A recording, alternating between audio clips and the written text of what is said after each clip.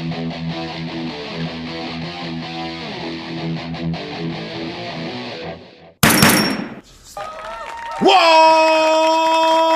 up, nerds and nerdettes and we little nerdlings all? It's your buddy Big Johnny G from Two Gun Pixel presents Legendary Gaming. And I'm back. So Rob and Steven just left, but we had the 20-sided warriors here playing a true 20-sided game. So true of a 20-sided game, it uses nothing but a 20-sided die. Can't get more D20 than that, my friends, can you? It wasn't a board game we were playing. We were playing one of the role-playing games. It's been a while since we RPG'd. And it did not come off of this stack, which is why you see everything is still in this stack. We just finished playing Mutants and Masterminds. I love this game. Second edition by Green Ronin Publishing. And I am not alone, as I said, Robin. Steven already left, and they left me here with your two favorite 20-sided warriors, Ryan and Alex. Hello. All right, so Ryan, you have played Mutants and Masterminds with me before. Yes. And that we were playing the four-colored, typical comic book setting. Yeah, a lot of powered people, a lot of, standard cosmic kind of event level sort of thing, which is fun. Capes, masks, costumes, the whole nine yards. Silly code names for your superhero all-boys group, sure. I don't think you played the Paragons before, did you? I've never played Paragons, no. Alex, you haven't played M&M at all before. I've never played M&M before. This is now, my first time. What is your RPG history? I've played Dungeons and Dragons, AD&D 2nd edition, 3rd edition, 3.5. Never played 4th. Oh, good. Played a little bit of 5th. Sorry. I want to play 4th. It appeals to me. And then I played some Alternity. And that's it. All right. So you're familiar with the D20 license system from 3.5. You didn't say Pathfinder though. No. So they use a similar system. But okay, but you know the D20 system.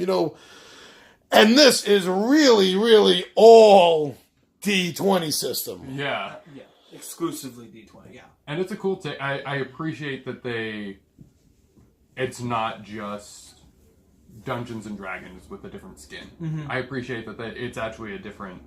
They adapted the system to what it needed to do for Mutants and Masterminds. So this campaign that we were doing, it's called Paragons. Yeah. And the Paragons campaign setting gives the game master many, many ideas and ways to incorporate a superhero setting where superheroes have never existed before. Where suddenly the real world has been interrupted by now the appearance of these super beings.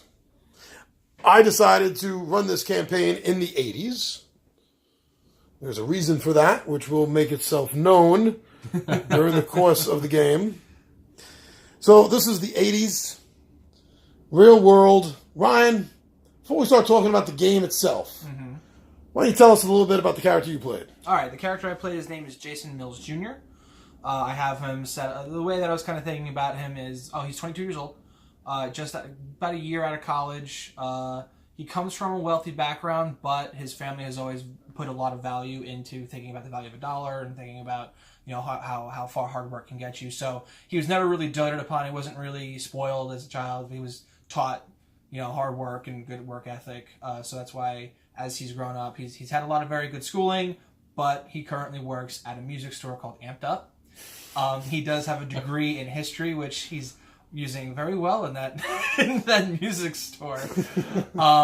But yeah, so his background, he's just kind of doing his day-to-day thing, kind of nerdy, a little bit of computer experience. It's kind of new. He's kind of tried to stay up with the new computer trends in the 80s, and likes the video games. There's an arcade. The way I was thinking about it, there's an arcade across the street which he goes to after work sometimes. So there was that. He's got his eye on that Commodore 64. Maybe you can save up the money and buy it. Yeah, so that was how kind of what I was saying about his background. He's good. He can play keyboard a little bit. That's where the music experience comes in. But so as far as hold on. Okay. Why don't we progress that through the story? Through the story. All right, that makes sense. So, Alex, who are you playing? I am playing Derek Masterson, who's a 33-year-old MTA employee who does repairs and builds tunnels. This is a tunnel rat. A tunnel rat. So, that's his profession, his background. He's basically a jock. Like, in high school, all through school, he played sports. Basketball and baseball were his two big sports. He's a pitcher in baseball, and he got married to his high school sweetheart, who broke his heart. Oh. And divorced him. Oh. When he was about 24. He holds a grudge. Against her, which may or may not have come up. But he's a hustler, and that's really why his wife divorced him. He got out of high school. He wasn't a bookie type. He was not exactly a smart guy. He wasn't a nerd. He was not a nerd. He beat up the nerds. Yes. So he got out of high school and got a job with the MTA and figured he'd use his skills to make him a little bit of money. Because as a jock, he played a lot of pool, played a lot of darts, bar games, great to hustle people at. Yeah. So that it didn't sit well with his wife, 'cause he wasn't always good at hustling, especially not in the early days. All right. So instead of making money, he lost a lot of money. That doesn't help. No. And then when he started getting good at it, he wasn't very good at not making people angry when he did it, so he would get beat up a lot. Some bar fights. So... that didn't sit well with That's me. karma coming back for all the nerds he beat up. Exactly. When you hustle a 350-pound biker, Things aren't going to go so well. yeah, for you. not so good. Yeah. Now, so we also had Rob Yes. and Steven here, who are not very camera friendly. They're a little camera shy, and they also had other things to do. Yeah. But why don't you guys tell everyone a quick little thing about their two guys? So Rob's character, I don't remember his name offhand, but it was some rather Boris. Boris. I got notes here. Can't say his last. Sergeant Boris Delgarukov. They call him Dalgi. Yeah, Dalgi. So Sergeant Boris Dalgi. 32 years old. 32 years old. He's a SWAT. He's a police officer who does get put on the SWAT detail when it comes up. The way that he was describing his character briefly was he does have a little bit of like he has a little pent up rage, but not like anything too crazy. Kind of just tries to go with the flow of things, but sort of keeps to himself and. Inherently wants to do the right thing, but he doesn't do. It seems like a good cop. He's a good cop. He's definitely not on the take. Yeah. But definitely keeps to himself. And is sort of not going to go too out of his way to do anything, but isn't going to stand by and let anything bad happen to anybody. Is the sense that I got from how he was playing that character. What about Steven? Steven is a pencil pusher. He is an accountant, and he has been very successful as an accountant, so he's filthy rich. Drives around his nice sports car. Very nice sports car. And he has agoraphoria, right? Yeah. Agoraphobia. Agoraphobia. Agoraphobia. Yes, fear of being in crowds and fear of... Yeah, and there's something in being in the spotlight. Yeah, the attention being drawn to him, yeah. Something in his background that caused that to really happen. What was his name again, John? His name was... he had no last name he could think of yet. Oh, right. It's just Simon. Right, That's right. Simon. It's snarky character, pretty funny. Basically wants to go to work, make his money, enjoy his money, and that seemed to be how he wanted to live his life. doesn't want to stray too far from. He has his routine. He has his norm. Yep. He's going to stick to it. He doesn't want anybody telling him otherwise. Like, listen, I need to do what I'm going to do. Don't get in my way. Kind of a stereotype of a accountant. I feel Yes, yeah, more likely than not. Yeah. So these are the 4 characters set up in New York City, 1980s. Yes. Now, what was so special in the game's history that happened less than a year ago? Or a year ago? The whiteout, yes. The whiteout. Yeah. The white event. 10 hours where everything went white. Lost 10 hours of time, like people in their cars didn't crash. Yeah, people in airplanes landed safely. It was just everyone's memory was white. Yeah, we couldn't remember. We could not recall the last 10 hours. Nothing. No event. We have no idea what happened. And life kept going. Recording devices, cameras and stuff, nothing but white. Nothing. Right. So no record of that entire period of time. You have no idea what happened. So everyone just sort of, I mean, I'm sure affected by it, but just sort of went along with their lives, and here we are a year later. And then 10 months after the event, weird things started happening. Right. Like there was news footage of a guy like screaming in pain on a train. Yeah, it was like a closed circuit TV recording From the London Tube. From the tube. And guy turned into a lizard. Yeah, and just like went to town and ripped people apart. Not a good scene. Went on the news, like local news, and then like disappeared. Like it stopped. It just stopped being aired. Got covered on like NPR and stuff, like other local news briefly in the United States, but then nothing. Then the other event was the Burning Man. The Burning Man, the homeless man walking around. I think it was in the woods or something or gas station. A gas station. You could go to a gas station and was just on fire. Yeah, he was like just seemed to be in massive pain. Lit on fire. Witnesses from blocks away saw the gas station blow up. Boom. Yes. And then a local film crew, like the local TV station doing a fluff story, spotted the guy just walking out of town, just on fire. So he obviously came to terms with it at some point, and it's just like, there he goes. There goes the Burning Man.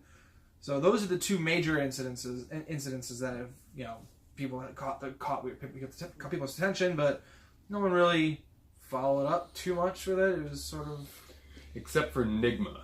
This Nigma Truth. Yeah. I guess he's an independent journalist who's been like writing stories about it. Yeah. Trying to put the word out there about these things. These strange happenings. So now, start of the game, an announcement was made by the government. And this is how we started the game off. Yes. So when you mention that, and then just get into your characters, what was happening, and remember to mention what was going on with Rob and Steven since they're not here. Right. So the announcement was made that everyone must be vaccinated for a new strain of polio. They were rolling out these mandatory vaccination process where it was local police and the National Guard was coming through. They had set up all these vaccination spots, and the Red Cross were setting up all of these areas to do mandatory vaccinations for everyone. Everyone had to do it. If you didn't volunteer to go up, that you were dragged to do it. Right. It was what was the term that was used? Greatly encouraged to take part in this vaccination process for what the authorities say was a new strain of polio. Right. So that was how the day had started. Everyone seemed to go about their day. My character decided he just went about his daily routine. Went to the music store, did his thing. His coworker Crazy Bob, started rambling on about how the government's going to do all these crazy things. They're trying to encapsulate everybody into their way of thinking, and it's all conspiracy and mind control shots. It's just a way to keep you down. I'm like, oh yeah, okay, that's great, Bob. Listen, I gotta work the register now. I'm sorry, there's a guy coming in. Looking for an album by the Beatles. He couldn't remember the name of the album. But he said it was a white album by the Beatles. He couldn't remember the name of it. So I'm like, okay, buddy, let's go get you taken care of. And so I help him with that sale. And as he's kind of walking out, See, he almost gets run into by this kid. This kid comes running into the store. He's, yelling about, oh, the cops coming to get me. You have to help me, man. You have to help me. And me and Bob were like, I don't think that's going to happen, buddy. So, he keeps talking about it. We hear a cop car go by. He hits the deck, tries to hide, and I'm just like, whatever. I just can't deal with this now. Once the cops roll on and tell him, just move along, get out of here. We can't deal with you right now. He gets upset, spits on the door. As he walks out of the door, cop comes rushing down the block and tackles the kid. Kid goes flying, and he's down on the ground. They look at us, they look at me, they look at Bob, and I go, sorry, man, I gotta clean the door. I'll see you later. And so that's what happened with me. Yeah. Up until that point. Derek started out his day, as a tunnel rat does, in the MTA, in the subway. He was repairing the line, repairing some rail. They, turned off the third rail, Mm-hmm. so it was all safe. But there was this homeless guy, as there are, sleeping in the subway. So Derek went to wake him up and move him on his way. Turns out his face, he saw a glimpse of the side of his face. Just looked like skull, just bone. And his parting gift, after being rudely disturbed and basically told to saw it off, was to throw his bottle of whiskey to Derek. And Derek, after seeing bone face, Skeletor, as he calls him, was like, well, that's, Monday morning. Yep. Took a swig. And, 10 hours go by. Go blank. And, there was a train coming right for him. Golgi, which is Rob's character. Golgi, Yes. is that right? The sergeant. Dolgi. Doggy. The sergeant. The sergeant, yeah. The sergeant started his day off in the police station. As one does. He started at a police station. They were giving them the assignments about this new vaccination process and how, yes, they're the ones who are going to be part of this enforcement process to make sure everybody gets their vaccinations. But first, the vaccinations start in the stations, so that way they have their officers completely covered. Now, Dolgi wasn't sure if he wanted to go through with it. He wasn't sure about the effects of it. The sergeant, he told his superior, he was like, you should probably just do it. And he went, sure, yeah, whatever you say, boss. He goes and hides out in the bathroom to make sure that he can kind of avoid this process for a little bit. Yeah. Now, he also has a friend. It was Officer Rodriguez. Officer Rodriguez, who also sort of started spinning this conspiracy tale to... it's not as crazy as Crazy Bob's conspiracy tale, but still to a point about government mind control and how the shots are just a way to keep people subdued. Yeah. And Dolly just, was like, I'm not entertaining this, man. Just you go do your thing. So the day goes on. He kind of peeks out to see that the line has moved on, so he doesn't have to worry about getting caught and being told, oh, you didn't get online for your shot. He gets his assignment. Goes out on patrol. Ends up at a checkpoint trying to help, trying to ferry people along, get through this process as fast as possible. He's with his partner, Costello. Yes, he's with his partner, Costello. At one of the checkpoints, this woman gets fed up with having to wait. Yeah, she's starts to walk off, and Costello grabs her by the arm and is like, no. And forces the you are encouraged to get this shot policy that they have now rolled out. Right. Steven, meanwhile, driving his fancy sports car to work, stops up, gets stuck behind this jerk at a red light because he just, couldn't go through. And Steven, in his sports car was like, come on, man. Like, move along. Let me go. Like, you could just go off the side. I've got a fast car. I can make it. Anyways, while stopped there, he sees the woman getting grabbed by the police officer. He goes to work. Standard day for him. Yep. Then on his way back, same corner. Stopped at that same street light. Sees just craziness happen. So I think we'll come back to your character, I guess. Yeah, so at that point, my shift had ended. We moved on to, my character was going to meet his brother and his fiance for dinner that night. My cab pulls up in front of the restaurant. I go to meet my brother, who's staring off down the block at some big commotion going on. So I'm like, oh, what's going on over here? And as I step out of the car, we come to... I think we can transition to... Well, you know, this... I guess we left out the police officer who had tackled... the officer that did tackle the young man at the record store. Yeah, Golgi, when he was out on patrol. Also caught wind of an APB about... This kid... This kid who had stolen an officer's gun and had fired at the officer. Right, the officer wasn't killed, but he was injured. Yes. And, so they were tracking him down. He rounded a corner and spotted him. He's like, whoa. He's having a conversation with somebody, so his first instinct is, I see the guy, he doesn't see me. I should go get this guy. Yeah. His partner, Costello, calls it in. Dolgi rushes down, tackles the guy in front of a music store called Amped Up. Yeah. Where a young Jason Mills Jr. just finished talking to said young man. Dun, dun, dun! The connections. Sees this kid get tackled and goes, I'm just going to go back to work. So, day goes on. Day goes you on. Finish your shift. I finish my shift. I go meet my brother. Golgi's in with Costello in their squad car. Mm-hmm.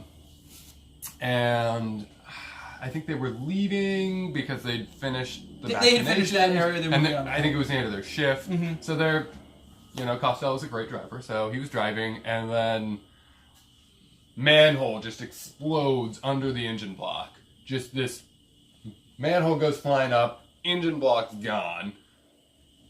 Something else follows this manhole manhole cover goes up.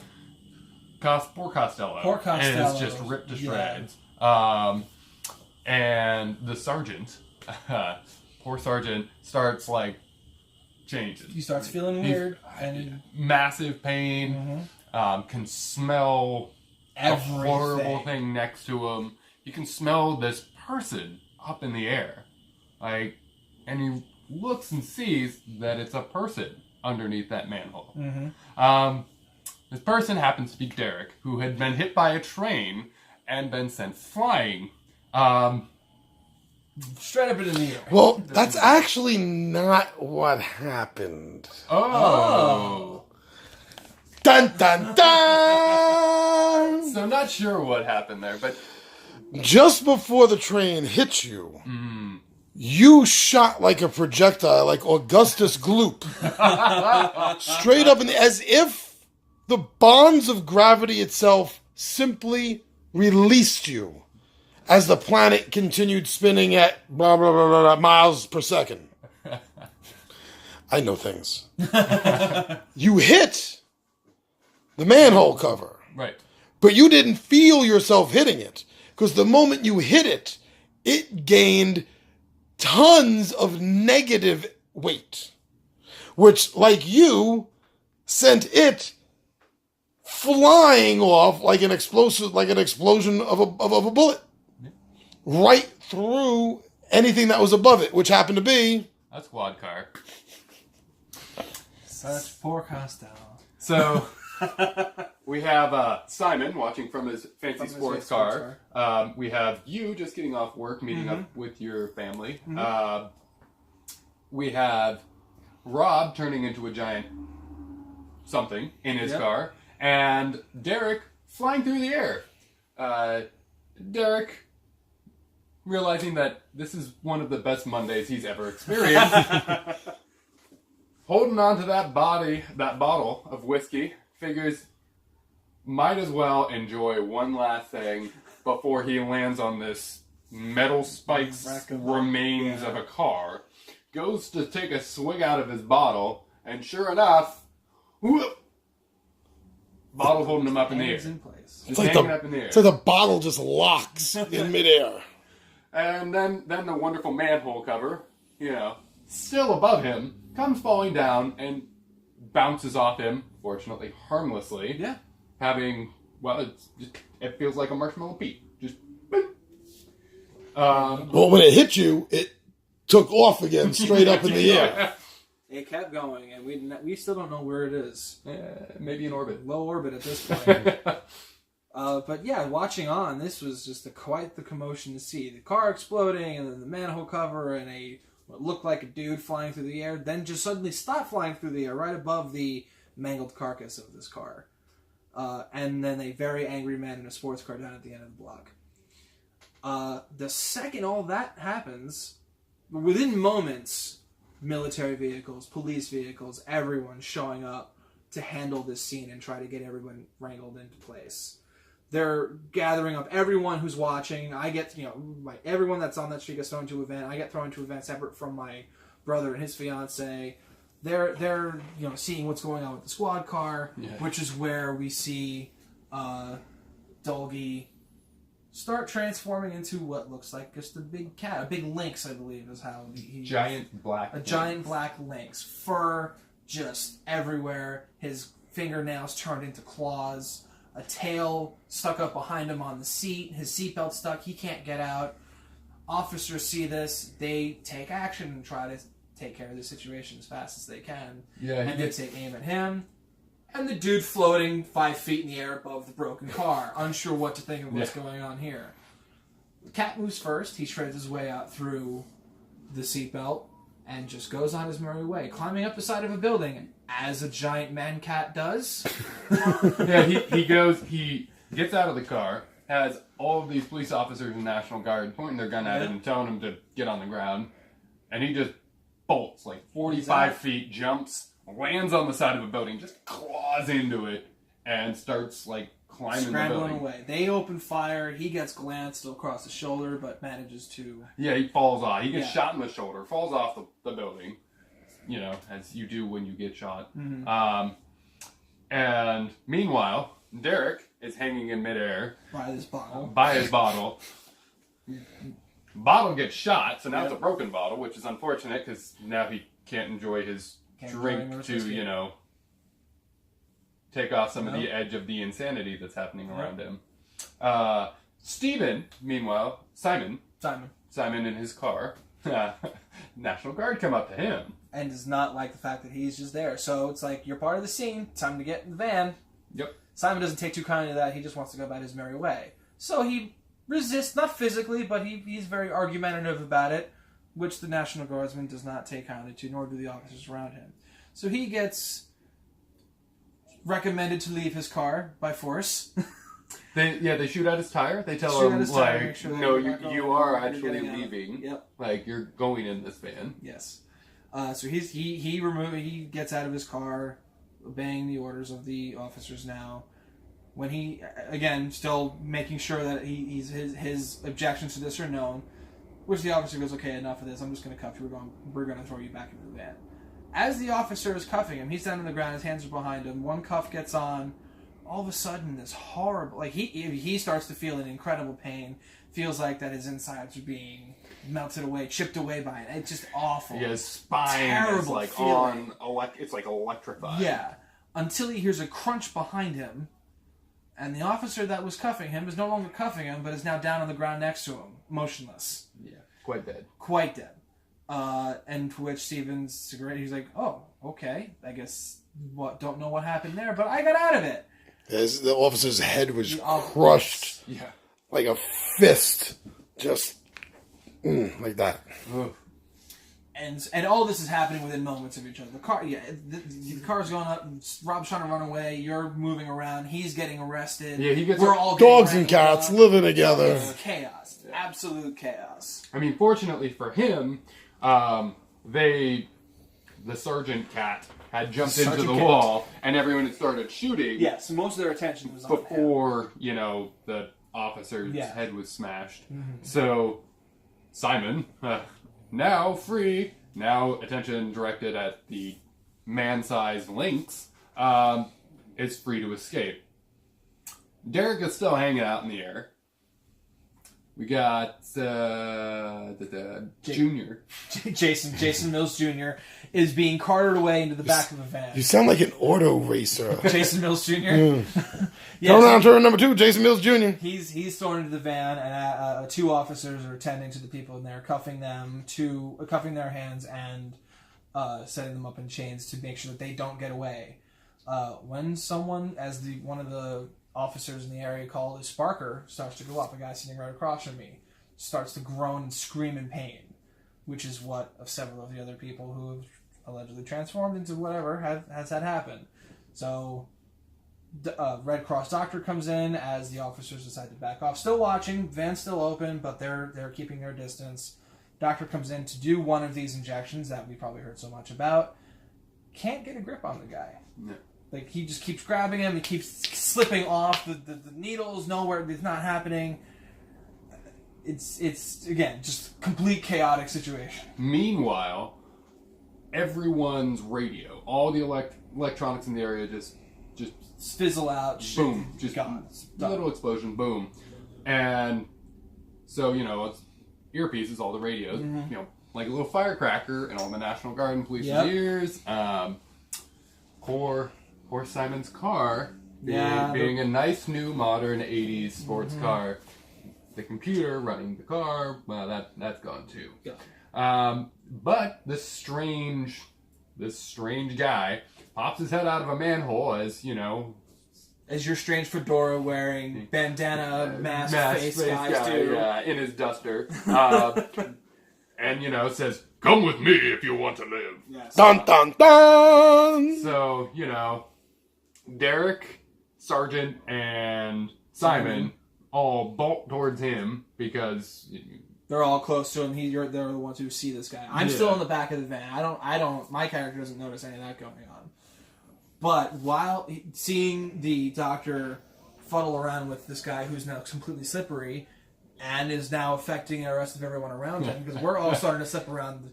The officers are slipping. The people in the van are slipping.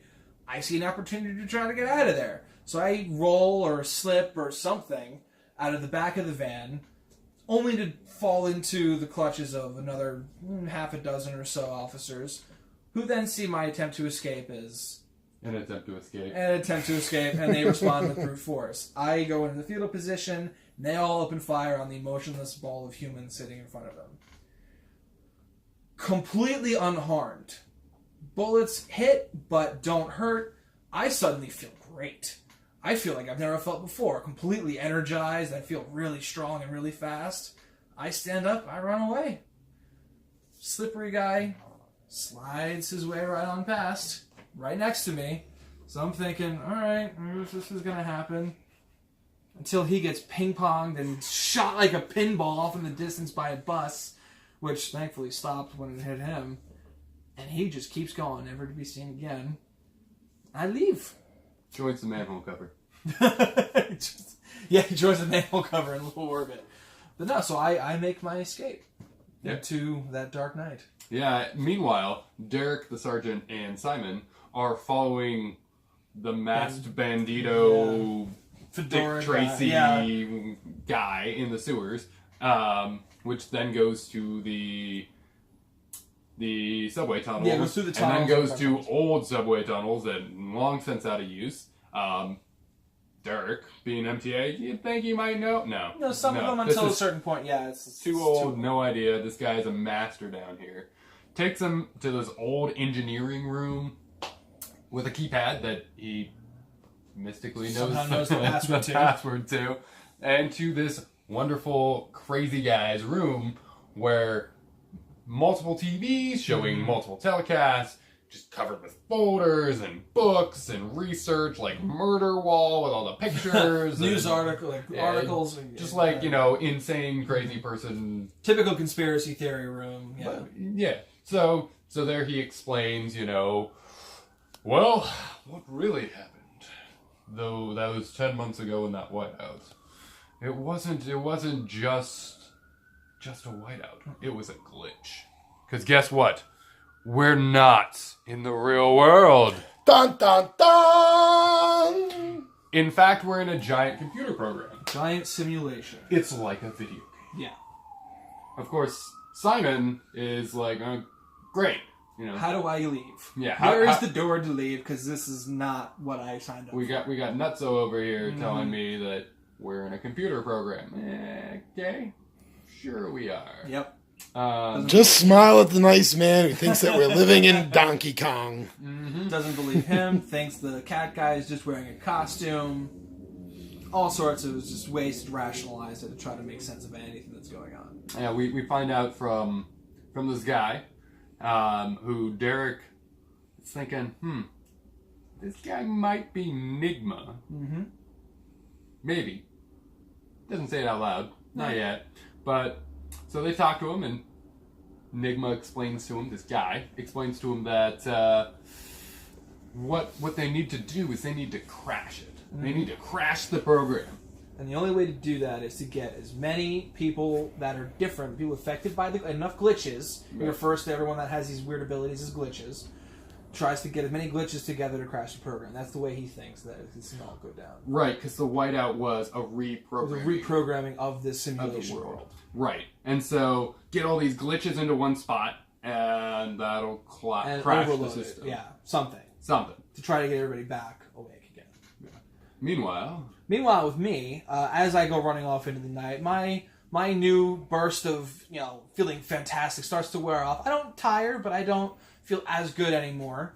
I find my way just off into the dark streets, trying to get away from all the commotion of what was behind me, and just away from all the other what is now apparently citywide wrangling. There's helicopters everywhere. There's sirens. There's gunshots. It's absolute chaos. Riots in New York City, as New York City does. I find a nice quiet little spot, like more eerily quiet than what you would expect. So, being the smart person that I am, I go to investigate it. Turn the corner, see a load of bodies around, but not dead bodies, thankfully, just asleep. And so I start to investigate, and I hear the tail end of what sounds like a lullaby. Turning the corner, I see a young woman standing there, cradling a baby, trying to sing it to sleep, which she did. Young Michael, as the woman was so keen to let me know. Very heavy Southern accent.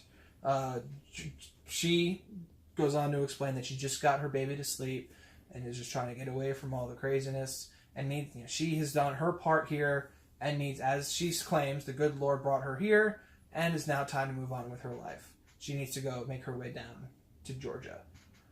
And I'm thinking, you're all the way in New York City, and you're just going to go on your way to Georgia? Have fun with that. You don't let me get in your way.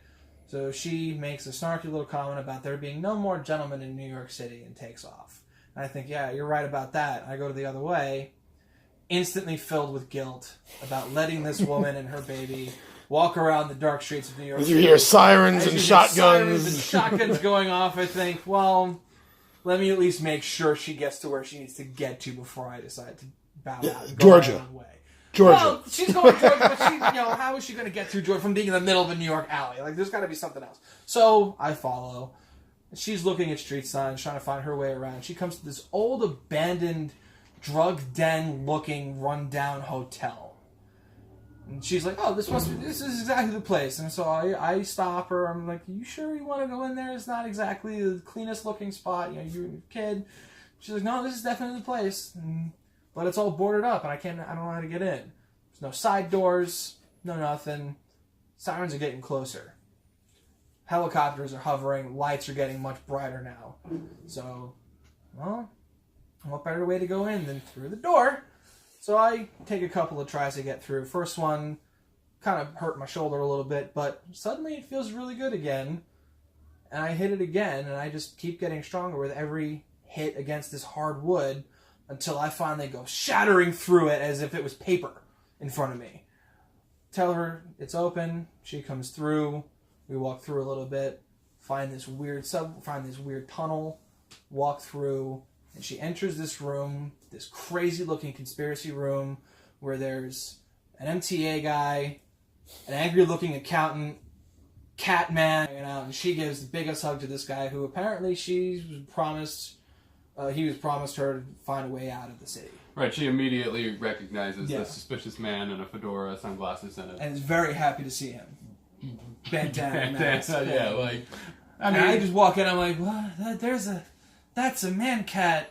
I just stare at the man cat for a while Nigma or whatever, this weird, bizarre guy just rambles on about crashing the program. I'm very confused. Yeah, so finally Derek confronts him, is like, so, who are you? Like, are you, how do you know all this? Like, what are you trying to do to stop it? Because you have this big plan, like, you think you know how to stop it, so what are you doing? And he explains that he's trying to get the word out, and that's when Derek finally is like, "Are you that crazy Enigma guy?" And he's like, "Yep, That's me. No, good, glad you asked. Yep, Like, yep. huh? So we confirmed that it's Enigma, and Simon is not interested in being here. Nope, not at all. Never was. No. So Enigma's like, well, if you're not going to help me, the least you can do is help this nice young lady get to Georgia and go to a safe house there. You know, it's a genetic testing lab or something.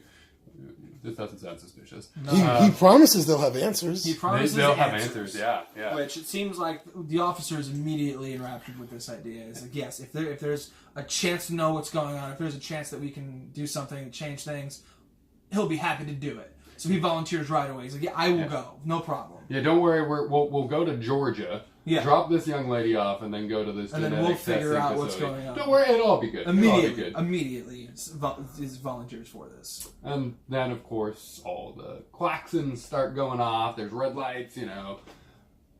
See on his closed circuit TV that, well, the cops are coming in the giant door that he busted open. Dun, dun, dun! Yes, I never resealed the door, not thinking about that at all. No, Which no. there would have been any way to do anyway, but still. So sirens start going off. Enigma changes his display to show closed circuit cameras. We're about to be surrounded by a lot of serious looking military characters. So, in his infinite wisdom, this room is designed with an escape hatch. Yeah, he just, Moves some stuff around, bangs on a wall, bangs on a cabinet, slides away, revealing secret tunnel. yeah. Early 20th century, late 19th century tunnel. Yeah. Of course, it's Prohibition era. Yeah. Bootleggers and whatnot. So, we jump down the hole. Yeah, not even no question. Well, because, we're not... Only way out. Yep. So we Even jump Simon down. was okay with it at that point, which is, change of heart. As long as he's like, I save my own skin. Yeah, Simon's like, as long as I can get out of here... Yep, get back to my money, let's go. And, of course... Enigma closes it behind us, stays behind. He stays behind. He does not follow us through. So now we're in this old tunnel. Like, great. Yep. So we walk out the tunnel, find this little rinky-dink boat, and hear gunshots. Great. Yeah. So that's where we left it. That's where we left We're it. at the exit of an old sewer gate. Great. There's the boat. Here we are. This misfit group of a cat man, a guy who can float on bottles, an angry accountant, a guy who can crash through wood and absorb bullets, and a woman and her baby at this rinky-dink rowboat. A woman and her baby who can lullaby people. Who can lullaby people to sleep. So that is the recap Quite the opening. Yeah. of how we started our campaign. Yes. So, anything you want to talk about? Any favorite moments? Anything at all you want to close off with, or is the synopsis enough? Well, I just wanted to point out my favorite thing about it was the interconnection of Rob's character, Dolgy, into everyone's story. Because Simon's scenes with Steven, he sees the cop, he sees Dolgy and Costello, the ones who bring this woman back into the fold of trying to get back online for the vaccinations. He's also the same cop that is in the squad car that you go blasting through, and he's the same cop that tackles the kid who tried to escape in my store. It was a perfect little kind of interwoven thing between all of us. Well, and it was great because the cop tackled the kid before Dolgy actually got to his part of the story. Yeah. And then he just was Finds like, out- he sees the kid and he's like, gotta tackle him. Mm-hmm. Like, no idea that it's the kid, right? No idea it's the same person. He's just like, we got this guy who just shot a cop. We gotta tackle him. Gotta take him out. So it just worked out. It ended up working out very well just because of his own decisions in his scene, not knowing. I did not set that up with Rob at all. No. Right. I did not tell him that his character was going to linchpin everyone together. It was great. But that was a fun little, it's sort of like, the Nick Fury of that connection. Just a Oh little, my God, you're right. Rob is our Nick Fury. So that was a fun little bit, I thought. Yeah. But it's, all in all, I think it's a great setup. I mean, the era, I like the era. It's going to be interesting to see how that plays a part, because no era is ever a mistake. There's a reason why everything's set up. And even John's point, it does matter that this takes place in the 80s. There's a reason for it. Yeah, well, So- I mean, it's great because there's no cell phones. And stuff, yeah, so it's very, very limited as far as what kinds of technology do we like. There's tech, but there's not like the interconnected, like you're always connected via some sort of device. So it will be easier to a point for us to kind of do our on the run thing, depending on how the story goes. But we won't know much of what's going on either unless we get to a TV or a radio. Yeah, and it's funny because we're in a computer program in the 80s. In the 80s, yeah. So it's sort of like So Tron. you're believing the story? Yeah, maybe. We'll see. I mean, prisoners in a computer program. Yeah. We'll see. As far as character knowledge, I'd say that I'm more. I still need to be brought up to speed technically because I got in late. So I in character knowledge, my Jason Mills Jr. does not know what that whole thing. So he needs to be brought up to speed. Right now, he's more acting out of guilt that he was gonna just abandon this woman and her child. He's like, all right, fine, I'll come help. Fine. Derek is determined that either this is the best hustler he's ever met, or he's completely nuts, or maybe he's right. But whatever it is, he seems to believe what he's saying. So Yeah. I mean, Yeah, he didn't. To you, he didn't sound like he was lying. So. yeah, I mean, it didn't seem like he was hustling. So All right, so now let's get to the fun part. yeah.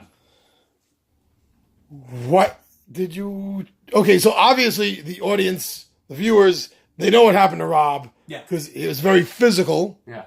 so you had to mention that. Why don't you tell everyone what happened to the two of you and Steven? So my power set is I just absorb anything that's thrown at me, anything that's shot at me. I just am able to naturally absorb any impact, any kind of damage that's thrown at me. I absorb it and either redirect it into strengthening up my other, getting stronger and being able to knock things away, or I can then heal myself if I have taken damage or I haven't been able to kind of absorb I wasn't able to absorb any damage that was taken. I can then heal it with what I did absorb.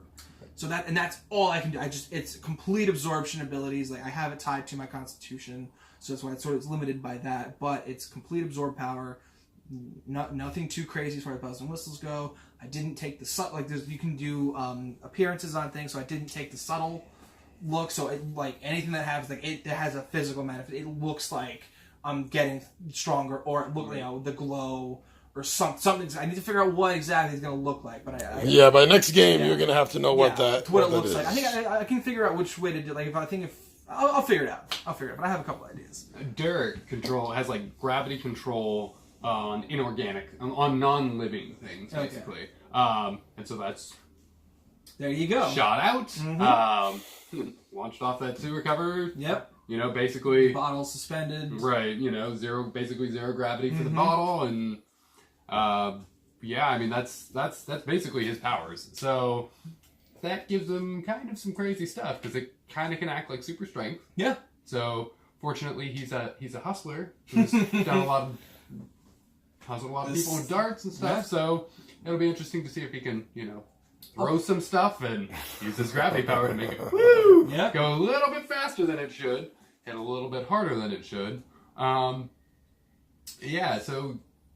kind of acts like super strength to some extent as well. It'll be really interesting to see that kind of form come through and how that form. It's gonna be really, really cool to see that. Gravity control has always been sort of interesting. It's very interesting. Yeah, it's a fun one. Yeah. And yeah, I was just saying, Rob is a physical thing. He looks like a cat, and he has all the ability. He can see like a cat, smell like a cat. He can smell. He has the senses of it, and he has a prehensile tail, which is pretty cool. Yeah. But so Steve, from what I understand, it's sort of he has multiple limbs, multiple phantasmal limbs, so no one can actually see them. Except on like closed circuit Except TV. on closed circuit TV, which is where, but he's able to sort of they're like manipulate his EM field. They're like super strength phantasmal limbs, but because they're like phantasms, they mess with EM fields and stuff. But they can also be seen by like animals. So animals can see his true form. Anything that doesn't, he's able to trick intelligent minds into. Right, they don't see it. They don't see it, but anything that's not smart enough to sort of tell. Yeah, they don't see the tentacles grabbing, moving, and manipulating things. Right. Which is why he wanted the concept of the idea of someone who subconsciously creates poltergeist effects. Right. Okay. So I decided that we'll do that with these invisible. Well, not me. He was all part of this. For the permanently invisible limbs, phantasm. So 1 intelligence or lower. He's not invisible to, which is closed circuit TV or dogs. So yeah, he's Poltergeist Man. Yeah. Poltergeist Man. Yeah, that's the thing. We should, eventually, I'm sure names will come into it, so it'll be interesting to see what people come up with. I'm sure Rob is just gonna call himself like Lynx Man or something, so that'd be interesting. I don't know. He's what? Golgi? Dolgi? Dolgi. Yes, I just call that Dolgi Cat. Dolgi Cat. So overall, the first game for the Paragons. What do you guys think? Very excited. Yeah, it's a very interesting system. I really like it. I like the system. Like we were talking before, I like that the PowerPoints, the way it's set up. Like with skills and stuff, it's not like with D&D where you need enough intelligence in order to basically get skills. If you have low intelligence, you're getting, like 2 skill points and very limited what you can do. No, yeah, this is the way that this system works. It's PowerPoint system, so we're doing power level 8, so that translates to 120 points to use, and that's across everything. That's the powers, that's our ability scores, that's our skill points, it's our attack point, it's everything. Everything that has to do with the character building, other than the fluff about backgrounds and character information. Everything that has to do with character building, it's all based on the point system. Everything is points. And it was fun with this campaign where we basically started out not having powers. Yeah. So we had to build our character with non-powers. So we had a lot of skills and a lot of feats and stuff to work with, which really played into how our backgrounds, I mean, at least my background, how I came up with my background. Like, I had a background in mind, but it got fleshed out by basically the points I ended up putting in, which was great. The same thing ended up happening with me. Like, I sort of had, I went through a few different ideas of how to build this character out. Like, I thought the blind fighter, martial art guy, and then I thought this other thing, and so I was like, no, you know what? It works out if he's like kid of a rich family, brought up to think about what real life is like. So he was put through schooling, which is where the intelligence side of it comes from, but he was also given these a stress on self-defense to make sure he's able to get through and sort of work for it through himself. Right. So he has a lot of defensive fighting. He's able to defend himself. He knows how to fight. He's not completely helpless. Right. And so the absorption kind of plays into that, where it's like he's able to just keep defending and blocking these blows so he can counter things, and so that's sort of where that whole idea kind of came through for my guy. Very cool. But yeah, I'm really looking forward to how the rest of this plays out. Interested to see how everything connects. Steve always plays very interesting characters. Yeah. Sort of his mentality has a lot of them. So it's going to be really fun to see that. Really fun to see Rob's character. Everything about this is really, really interesting. Really looking forward to it. It's a cool setup. I'm really interested to see where it goes. I lost time again. Yay! Yeah. That's what I'm. Well, remember yours was different than the white events. Yes, it was. It was immediate. Who knows? I made Skeletor angry, so maybe he did something. I don't know. So you never know. Yeah, but very, very interested, and it is having played the non-Paragon setting once before with this, where it is like Superman level kind of thing, just superpowered people. Like to have that, it's a little bit of a more limited setting where it's like people have powers, but they're not like these crazy hulking. Like they're not gonna fight. They're not superheroes living in superhero land. Yeah, they're not fighting gods and the creators of the universe. They're people. They got bills to pay, jobs to go to. They're regular people. So now they have to adjust to living in this with these abilities and how the world around them, or the not world around them, however that ends up panning out. Is gonna react with them. All right, so you guys are on your way to Georgia through a bunch of back roads and pathways and rickety boats. That's gonna be fun. To apparently find answers as well as to bring this young lady home. Yeah. All right, so I had a great time. I had a great time GMing this game.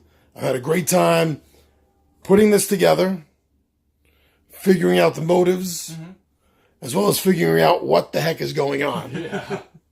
And this is going to be really interesting to watch you guys as things begin to unfold over the next 6 or 8 sessions that this is going to take. Right. Yeah. And after each session, we are going to come back with another Tales